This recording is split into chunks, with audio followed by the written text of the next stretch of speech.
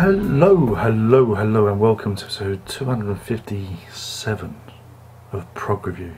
And today, if you haven't read the title and the description, I'm going to do my best to talk about the recent reissue of The Power and the Glory by Gentle Giant. I guess you'd say this is the 40th anniversary edition. Oh, look at it, oh, look at it. But what they're doing is they're promoting the Blu-ray. I think there's a DVD version, but there's a Blu-ray thing. And I'll open it up, look, see, you get this, you get a nice little booklet, and your Blu-rays there, and your CDs over here. Should we do the booklet? Let's do it all unprofessionally, shall we? Here's the booklet. You got sleeve notes and some pictures of the band and that. And it's all right, isn't it? That's all right, but that's not the reason you bought it, is it? What you bought it for is the 5.1. Surround sound mix by that bloke Stephen Wilson. You know, he's everywhere. You know, I've had issues with Gentle Giant in the past, and many of you have said try this one and try that one. Well, I've tried this one. Yeah, I mean, it wasn't as bad as I thought it was going to be, but it's still not totally my cup of Earl Grey. I think the problem was. It's just too fiddly. It's just really fiddly. And the one track I did like, Aspirations, is the one where everything's scaled back a bit. But anyway, don't worry about that. I'll talk about that later. Let's talk about this actual package. The Blu-ray. I mean, I've got to say that this reissue is excellent, despite me not being a big fan of the album. What they've done is they've done a very good job on it. The surround sound mix is very good, and for this kind of music it really does suit it well, because you can hear there's lots going on, and you know if you're a fan of this album, you know that, or fan of Gentle Giant, you know that what they do is incredibly complicated and widdly. Well, this mix allows you to hear exactly what's going on, and that's a good thing, and it was good for me. I mean, it did help me understand the band a bit more, you know, exactly where they're coming from. Alas, it still hasn't totally won me over. But what's really impressive about this is, rather than them just doing a Blu-ray surround sound mix and, you know, with it just having a static card, they've done little kind of screensavers, little animations, lyrical animations for every song, so you can sit there. Great for me, who's not a big fan of the album, the first time I've heard it, but I got to absorb the lyrics because they were shooting at me out of the screen. So there's lots of little computer animations going on there, and it really added an extra dimension to the record.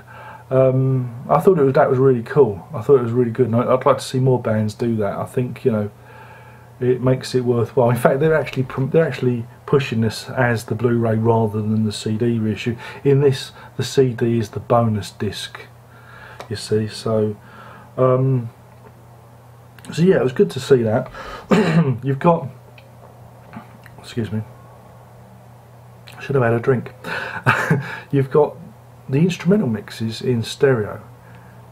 Now this is where I've became a fan of Gentle Giant. I listened to the whole album in instrumental form, and I really liked it, because I figured out why I don't like Gentle Giant. The lyrics get in the way of the music. It's all, you know, blah, blah, blah, blah, blah, blah. Well, not like that. I'm just doing that to illustrate the point. And then I realised that it's just so busy. The music is good on its own, but when you add the lyrics to it, my brain there's something just clicks off, because I just find there's a battle between the lyrics and the tune. Whereas if you listen to the instrumental album, it becomes a completely different prospect. So I really like the instrumental mix of it. I think I finally lost my bananas. You also get excuse me, the original album transfer from 1974. What's his name? Shulman. I was reading an interview with him about this reissue, and he said the new mix is good, but he still prefers the old stereo mix. This is done purely more as to, you know, celebrate the anniversary, I think. But he still thinks that the stereo mix is where to go. So it's good to hear that flat transfer from the vinyl. That's pretty good. You know, Steve Wilson's mixes are great. You know, they add an extra dimension. I don't really think he's stereo mix adds anything new to the proceedings, but again, I don't know the album the same way you guys might know it. You might know it a bit more in depth, and you might see or hear things slightly differently. I thought the surround sound was very good, and that was that. So yeah, I mean, again, so for me, my problem with Gentle Giant is this battle between the lyrics and that singer warbling over everything, and the music, which is incredibly complicated. And I was thinking of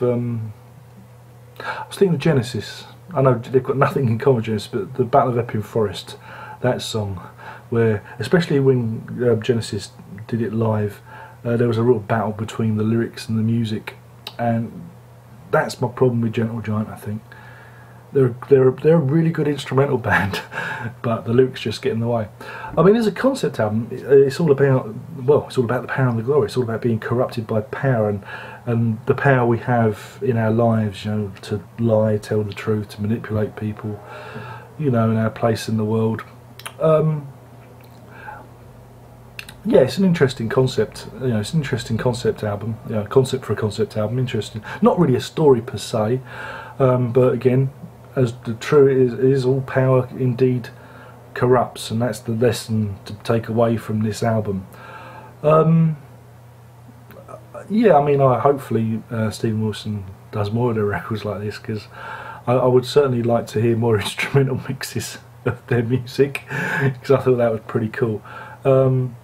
But yeah, I mean, the album, for me, the album scores, I don't know, two cogs out of 5. But this package scores a very healthy 5 cogs out of 5, because they've done a grand job on it. It's really, really a worthwhile purchase, and I imagine anybody who loves the band or loves this album are going to get a lot from it. Especially if you're into the 5.1. Of course, if you're not into the 5.1, it's a complete waste of time. But that's why they've done it. And email. So yeah, so this is the 40th anniversary edition. I mean, yeah. Shame it wasn't released on September the 20th. That would have been the proper thing. But yeah, I mean, yeah, not too bad. I enjoyed bits of it. Who knows? Maybe I'm getting there.